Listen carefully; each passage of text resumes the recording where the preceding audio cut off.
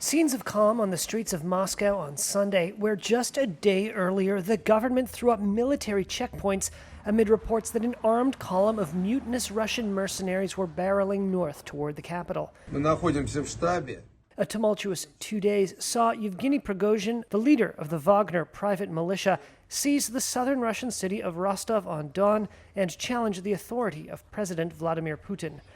But a short while later, a deal was brokered that saw the mercenaries stand down, with Prigozhin to leave Russia for neighboring Belarus. The unrest whipsawed Moscow residents. A man who gave his name as Andrei told Reuters, quote, "It was really uneasy yesterday. But look, it's Sunday, people are walking in the streets. It's all good. Let's hope it's all going to be peaceful in the city, in the country, and in the world too. Let's hope it will all be peacefully resolved."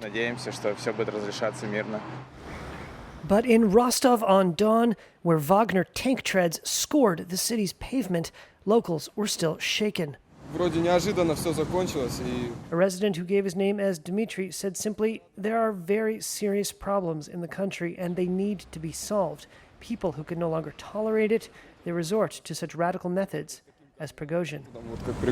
Prigozhin and his Wagner fighters were once hailed by Russian media as heroes of the invasion of Ukraine. But Prigozhin has been fiercely criticizing Russia's military leadership for months. On Friday, he claimed his forces were attacked by the regular army, prompting his apparent mutiny.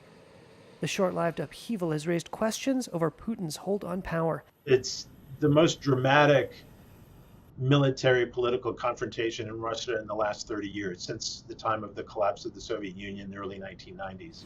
Brian Taylor is a professor at Syracuse University. I think Putin emerges from this significantly weakened. I think if you're a member of the Russian elite, or in fact a member of the Russian population, you're going to look at this and think, wow, a private army just drove on Moscow for most of the day.